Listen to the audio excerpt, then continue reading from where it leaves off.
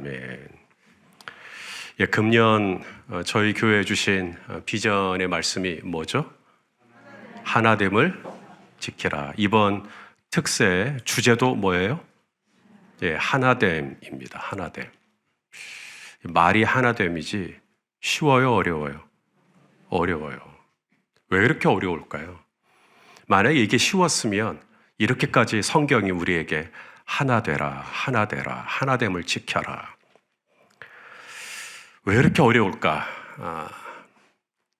오늘 사도 바울은 우리가 하나 되기를 원하지만 하나 되는 게 힘든 까닭이 우리 안에 옛사람이 있기 때문이래요. 뭐가 있다고요? 옛사람. 자, 오늘 본문 22절에 옛사람이라는 단어가 나옵니다. 읽어보시죠. 시작. 너희는 유혹의 욕심을 따라 썩어져가는 구습을 따르는 옛사람을 벗어버리고. 자, 그리고 옛사람의 특징이 나오죠. 옛사람의 특징이 뭐예요? 유혹이 오면 흔들려요. 왜냐하면 옛사람이 작동을 하거든요. 유혹이 오면. 나 옛날에 저거 좋아했는데. 유혹에 흔들려요. 그리고 그 썩어져가는 구습, 옛날 습관이 있어요. 습관, 관성이죠. 그게 옛사람입니다. 이렇게 자동적으로 그쪽으로 쫙 가버려요. 옛사람은. 이 옛사람이라는 것이 도대체 뭐냐? 예수 그리스도를 인격적으로 만나기 전에 내가 살았던 삶의 방식입니다. 내가 예수님을 나의 구주로, 나의 하나님으로 온전하게 받아들이기 이전에 내가 살았던 삶의 방식, 그게 옛사람이거든요. 우리 하나님을 인격적으로 알기 전에, 예수님을 인격적으로 믿기 전에 우리 어떻게 살았죠? 살아가는 삶의 내용이나 방식은 여러 가지였겠지만 똑같았어요. 뭐가 똑같았냐면 내 중심으로 살아요. 왜냐하면 하나님이 내 안에 중심으로 오지 않았기 때문에 옛사람은 내 중심으로 살아요. 옛날에 다 우리 그렇게 살았어요. 내 기호, 내 선호, 내가 하고 싶으면 하고, 내가 가고 싶으면 가고, 내가 사고 싶으면 사고, 내가 그냥 하고 싶은 말이 있으면 하고, 내가 다 중심이 되고, 내가 하나님이 되고, 내가 왕이 되고, 내가 주인이 되고, 그게 우리 옛날에 살았던 삶의 방식이거든요. 근데 이 옛사람이 우리 안에 있어요. 내 뜻대로 살고 싶은 마음, 내 의지대로 하고 싶은 마음, 내 생각대로 하고 싶은 마음, 내 정욕대로 살고 싶은 마음이 우리 안에 옛사람으로 남아있다. 자, 조금 더 구체적으로 17절, 18절 우리가 예수님을 알기 전에 이방인에 있을 때 그 예수 그리스도의 구원의 반열 안에 들어오기 전에 이방인으로, 구원의 이방인으로 있을 때 우리가 어떻게 살았는지 17절, 18절 시작. 그러므로 내가 이것을 말하며 주 안에서 증언하노니 이제부터 너희는 이방인이 그 마음에 허망한 것으로 행함같이 행하지 말라. 그들의 총명이 어두워지고 그들 가운데 있는 무지함과 그들의 마음이 굳어짐으로 말미암아 하나님의 생명에서 떠나 있죠. 이것이 예수 그리스도를 알기 전에 우리의 삶의 모습이었다. 하나님의 생명에서 떠나 있죠. 예수 그리스도가 내 안에 들어온 다음부터는 이제 하나님의 생명 안에 살아가지만 내가 예수 그리스도를 온전히 믿기 전에는 어떻게 살아요? 하나님의 생명에서 떠나 있어요. 나는 포도나무요, 너희는 가지다. 나를 떠나서는 너희가 살 수가 없다. 그런데 우리는 이방인으로 살고 있을 때 우리는 그 포도나무 가지에서 떨어져 나와서 살고 있었단 말이죠. 그러면 가지가 포도나무에서 떨어져 나오면 어떻게 되죠? 처음에는 반짝반짝 거려요. 당장에 말라버리진 않아요. 당장에 시들어버리진 않아요. 우리가 꽃집에서 꽃을 사가지고 집에 오면 처음에는 향기도 나고 되게 좋아요.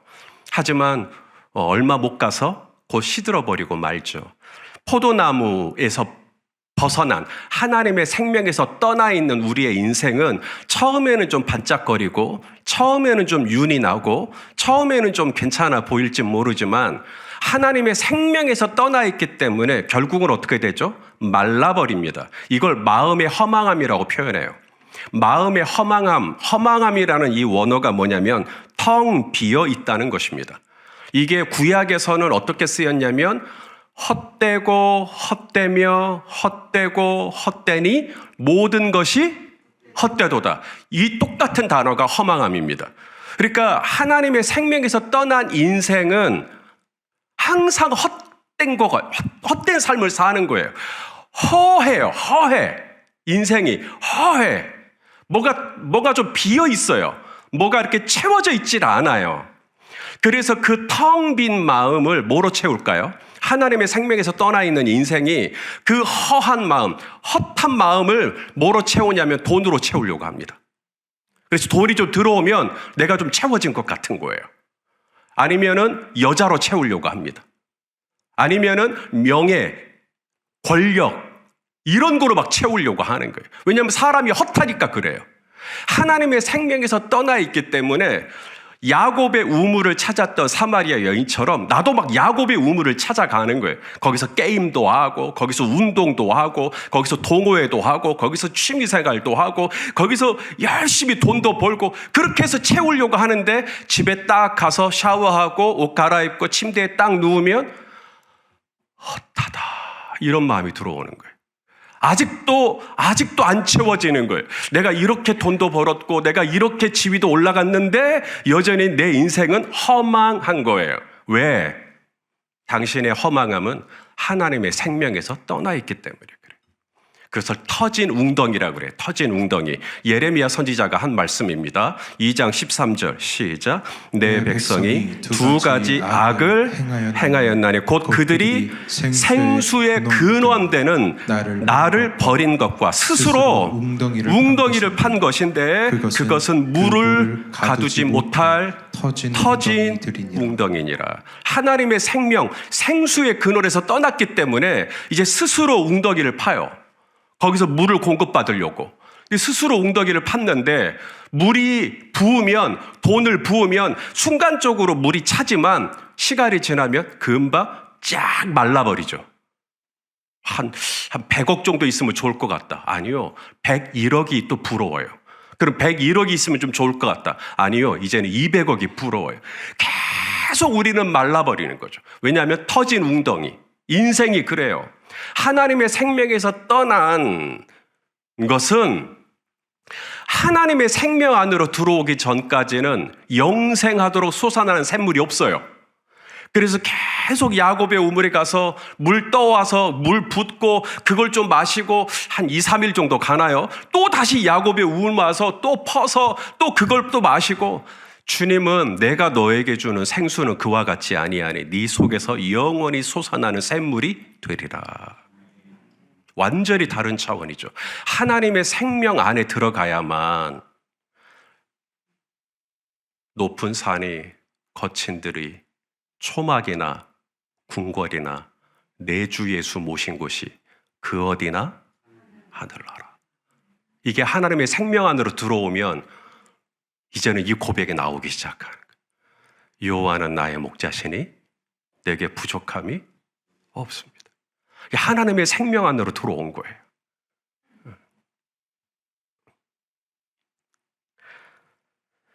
새 사람을 입어라. 옛 사람을 벗어버리고 새 사람을 입어라. 자, 23절, 24절 읽어보시죠. 시작. 오직 너희의 심령이 새롭게 되어 하나님을 따라 의와 진리의 거룩함으로 지으심을 받은 새 사람을 입어라. 아까 뭘 벗어라? 옛 사람을 벗어라. 그리고 뭘 입어라? 새 사람을 입어라. 그러니까 저와 여러분이 하루를 시작할 때, 일과를 시작할 때 여러분이 이제 옷장에서 옷 꺼내잖아요.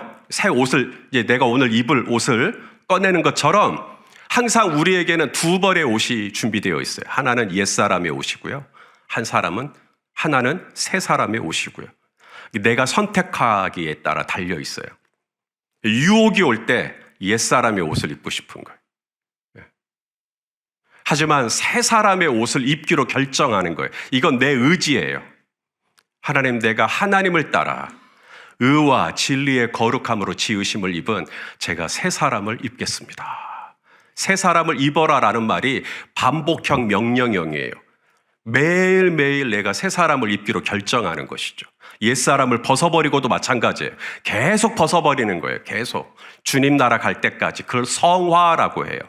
그래서 우리 안에는 옛사람이 있어요. 옛사람이 삐져나와요. 그러면 하나됨이 어려워요.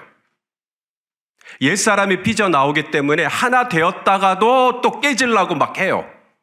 옛사람이 나오기 때문에 또 사람이 우울해져요. 옛사람이 나오기 때문에 또 열등감에 사로잡혀요. 옛사람이 나오기 때문에 또 시기하고 질투해요. 옛사람이 나오기 때문에 또 탐욕이 막 올라와요.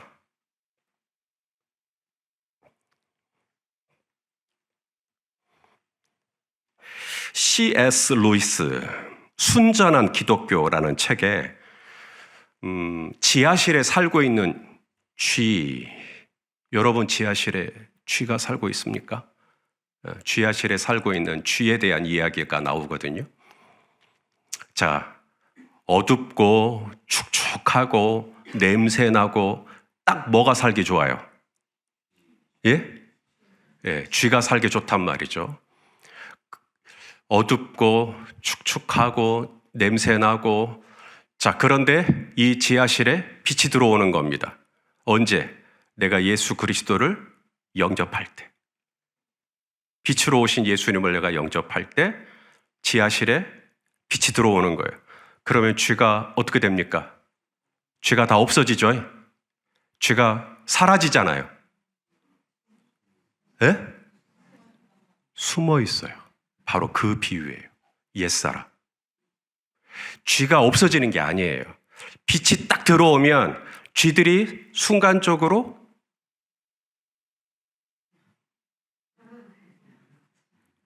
숨어요. 근데 우리는 뭐라고 생각하냐면 옛사람 끝났다. 옛사람은 죽었다. 나는 이제 옛사람으로 완전히 자유했다. 아니요. 당신의 옛사람은 어딘가에 숨어 있어요.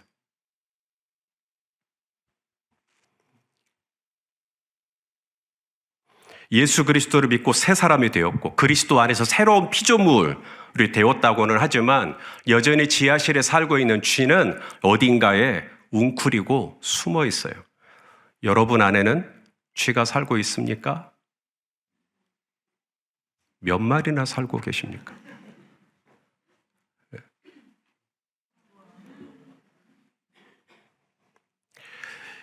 내 안에 쥐가 얼마나 살고 있는지를 어떻게 알 수 있죠?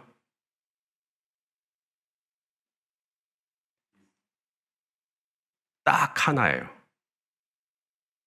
스트레스요.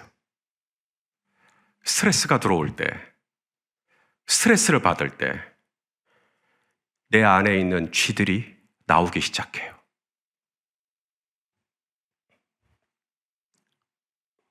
스트레스는 예수님을 믿어도 받아요. 예수님 믿으면 스트레스 안 받나요? 스트레스는 특세해도 받아요.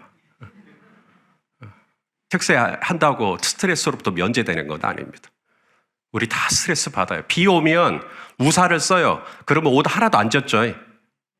젖어요. 그래도 젖어요. 그런 것처럼 스트레스는 선인이든 악인이든 누구나 다 받는 거예요.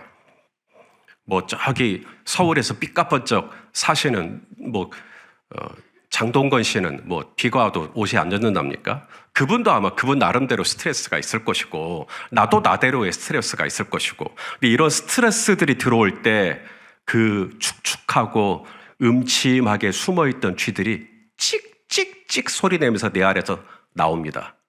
꼬라지라고 하는 쥐, 혈기라고 하는 쥐, 정욕이라고 하는 쥐, 사람을 판단하고 정죄하려고 하는 쥐, 사람을 통제하고 조종하고 싶어하는 쥐, 돈을 사랑하는 쥐, 음욕이라고 하는 쥐, 열등감이라고 하는 쥐, 우울감이라고 하는 쥐, 온갖 쥐, 세상에 쥐가 이렇게 많았나. 근데 우리는 늘 그렇게 생각하거든요. 저 사람이 나를 건드려서 내가 이렇게 된 거라고. 저 사람만 아니었으면 나는 참 양반인데 저 사람이 나를 건드렸기 때문에 내가 헷가닥한 거라고. 그 사람이 나를 건드려서가 아니라 내 안에 쥐가 살고 있어요. 그런데 이 쥐가 평안할 때는 숨어 있는데 이 쥐가 스트레스를 받는 상황이 되면 이게 하나씩 하나씩 나와요. 그래서 우리는 누군가가 나를 찌뻑찌뻑 건드렸다. 그러면 감사해야 돼요. 왜냐하면 그 사람을 통해서 뭘 발견해요? 내 안에 있는 쥐를 발견해요. 내가 얼마나 문제 많은 인간인지를 다시 깨달아요. 아, 내가 아직도 안 죽었구나. 내 안에 아직도 이런 옛사람이 많구나. 야, 내가 나름대로 기도하고 성경 보고 집사되고 권사되고 야, 좀 괜찮아진 줄 알았는데 아이고, 나 아직도 멀었구나. 여러분, 그게 은혜예요. 사도 바울이 이런 고백을 하잖아요. 로마서 7장 22절 시작. 내 속사람으로는 하나님의 법을 즐거워하되 내 지체 속에서 한 다른 법이 내 마음의 법과 싸워 내 지체 속에 있는 죄의 법 아래로 나를 사로잡는 것을 보는도다. 오호라. 나는 공고한 사람이로다. 이게 무슨 말이에요? 바울이 뭘 발견한 거예요? 본인 안에 있는 쥐를 발견한 거예요. 아, 내 안에 아직도 이런 쥐들이 많구나. 목사가 됐는데도 짜잔하구나. 내가 아직도. 내가 참 죄인이네. 아이고. 이런 가슴을 치는 저희 어머니 새벽에 기도할 때 항상 가슴을 치시면서 기도하셨거든요. 저희 어머님이. 우리 어머님은 왜 저렇게 가슴을 치면서 기도하시지? 그랬는데 제가 그러고 있어요. 제가. 본대로 한다고. 내 안에 쥐들이 너무 많은 거예요. 아직도 이 쥐들이 많은 거예요. 그러면 어떻게 해야 할까요? 마음으로는 하나님을 닮아서 하나님을 따라 의와 진리와 거룩함은 하나님의 성품이잖아요. 이러한 하나님의 성품이 내 안에 좀 있어서 친절하게 하며 불쌍히 여기며 하나님의 나를 용서하심과 같이 용서하며 막 이렇게 살고 싶은데 또 건드리네. 김연경 집사님의 나를. 그래서 또 내 안에 또 쥐가 또 올라오는 거죠. 어떻게 해야 할까요? 오늘 사도 바울이 말합니다. 따라서 합시다. 틈을 조심하라. 오늘 말씀의 제목이 뭐죠? 틈. 자, 27절입니다. 27절 시작. 마귀에게 틈을 주지 말라. 예, 이제는 눈 감고 외우실 수 있겠죠? 시작. 마귀에게 틈을 주지 말라. 얼마나 하나님 말씀이 다 저 정도 분량만 되면 다 외울 것 같은데요. 예. 마귀에게 틈을 주지 말라. 군대 갔어요. 군대에서 축구 다음으로 사람들이 많이 하는 게 뭔지 아셔요? 군대 안 가보셨어요, 우리 형제님들? 족구요. 밥 먹고 나면 족구하고. 저는 족구를 했을까요, 안 했을까요? 안 했어. 족구를 해요. 저도 족구를 하죠. 안 하면 안 되니까. 그러면 저의 포지션은 어디일까요? 공격수 1번, 2번 수비수, 3번 심판, 4번이에요. 볼보이예요. 저는 병장을 달고도 볼보이를 했어요. 그러니까 제가 이제 뛰잖아요. 제가 이제 경기를 뛴단 말이에요. 그러면 저 상대편에서 그래요. 손병장님이 구멍이야. 아, 듣는 사람 기분 나빠요. 나보고 구멍이래요, 구멍. 그쪽으로만 공격하면 된다는 거예요. 이런 말 안 들어보신 분은 제 마음 몰라요, 진짜. 그런데 여러분, 마귀는 구멍으로 다니지 않아요. 마귀는 틈으로 다닙니다. 구멍이 뻥 뚫려야만 마귀가 다니는 게 아니고 틈만 있어도 마귀가 다닙니다. 아, 이게 김연경 집사 틈이구나. 아, 이게 한아름 형제 틈이네.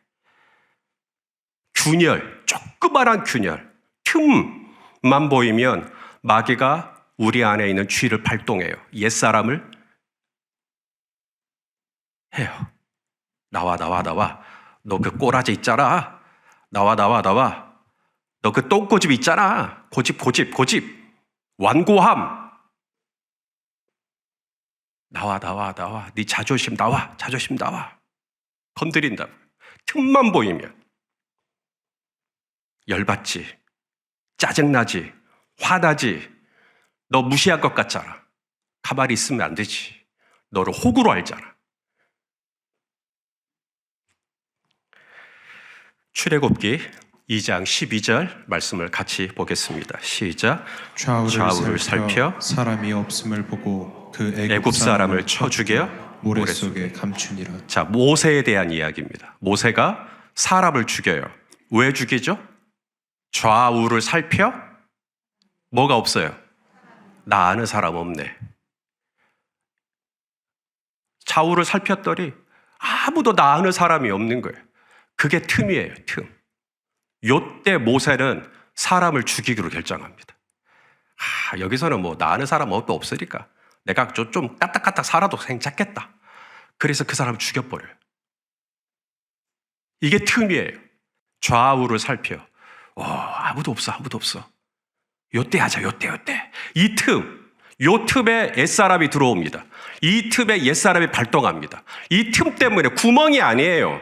마귀는 구멍을 찾진 않아요. 마귀는 우리 문수원 집사님 딱 틈만 보여도 바로 작동이 시작합니다. 아싸! 틈이다, 틈. 눈 한 번만 질끈 감으면 된다. 이것도 틈입니다. 눈 한 번만 감으면 된다. 근데 눈 한 번 감으면 다음에 2번 감아야 돼요. 3번 감아야 돼요. 거짓말도 똑같아요. 한 번은 모면해요. 근데 그 한 번 모면한 거짓말을 만회하기 위해 또 다른 거짓말을 또 해야 돼요. 계속해서 거짓말을 하게 됩니다. 그게 옛사람이에요. 그러므로 어떻게 해야 될까요? 틈을 주지 말아야겠다. 마귀에게 틈을 주지 말라. 마귀에게 틈을 주지 말라. 따라서 합시다. 마귀에게 틈을 주지 말라. 자, 31절, 32절. 요렇게 하면 틈이 막 나온다는 거예요. 읽어보죠. 시작. 너희는 모든 악독, 노함, 분냄, 떠드는 것, 비방하는 것, 모든 악의와 함께 버리고 틈 주지 말고 서로 친절하게 하며 서로 불쌍히 여기며 서로 용서하기를 하나님의 그리스도 안에서 너희를 용서하심과 같이 우리가 하나됨을 지켜라 그랬잖아요. 하나됨을 지켜라. 틈을 주지 말아라 이 말이잖아요. 틈을 주면은 우리가 하나됨이 깨지니까. 근데 하나됨이 깨지는 게 뭐냐면 악독, 노함, 분냄, 떠드는 것, 비방하는 것, 형제 흉보는 것. 그러면 틈이 생기겠죠? 그러면 옛사람들이 발동되겠죠? 나도 옛사람, 여기도 옛사람, 여기도 옛사람. 그 교회는 난리가 나는 것입니다. 옛사람밖에 없으니까요. 그러면 이 틈을 어떻게 메워야 되느냐? 서로 친절하게 하며 서로 불쌍히 여기며. 이교고 집사님 얼마나 불쌍해요. 화술에서까지 왔어요. 서로 불쌍히 여기며 서로 용서하기를 하나님이 나를 용서했으니 나도 형제님을 용서합니다. 에스겔 22장 30절 말씀 읽어보시죠. 시작. 이 땅을 위하여 성을 쌓으며 성 무너진 데를 막아서서 나로 하여금 멸하지 못하게 할 사람을 내가 그 가운데서 찾다가 찾지 못하였으므로. 그러니까 하나님이 찾으시는 사람이 있다는 거죠. 누구를 찾아요? 성 무너진 데를 막아서는. 틈이 있는데 틈을 막아서는 거예요. 그 사람은 이 틈이 보인 거예요. 지금 저거 우리 교회 틈인데 이 틈을 그냥 두면 안 되는데, 이 틈 때문에 성이 무너지는데, 이 틈 때문에 하나됨이 깨지는데, 이 틈 때문에 하나님이 우리 공동체에 주시고자 하는 기름 부으심이 멈추게 되는데, 그 틈을 발견하고 성 무너진 데를 막아서는 사람. 어떻게 막아서냐고요? 친절하게 하며 불쌍히 여기며 주님이 나를 용서하심과 같이 나도 형제님을 용서하면서 틈을 막는 사람을 내가 찾다가 찾지 못했다. 얼마나 서글픈 문장입니까? 하나님은 저희 공동체가 그런 공동체가 되기를 원하시는 줄로 믿습니다. 틈을 주지 마라, 마귀에게. 열린배대교회 틈을 주지 마라. 마귀에게 틈을 주지 마라. 근데 그 틈이 뭐냐면 우리의 옛사람을 발동시키는 거죠. 그렇지, 그 옛사람을 벗어버리고 새 사람을 입는 게 뭐냐면 하나님을 따라 의와 진리와 거룩함으로 옷을 입는 것인데, 그 구체적인 방법이 뭐냐면 형제를 친절하게 하는 거예요. 형제에게 불쌍히 여겨주는 거예요. 형제를 용서해 주는 거예요. 우리가 이렇게 틈을 메우잖아요.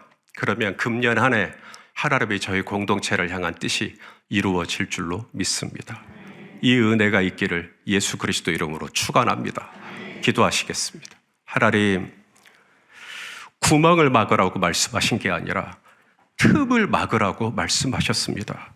주여, 틈을 주지 않도록, 마귀에게 틈을 주지 않도록 우리에게 깨어서 각성해서 서로를 더 친절하게 하며 서로 불쌍히 여겨주며 하나님의 의와 진리와 거룩함으로 형제를 용서하고 품고 용납할 수 있는 넉넉한 은혜가 우리 공동체 안에 흘러가게 하여 주시옵소서. 예수님의 이름으로 기도합니다.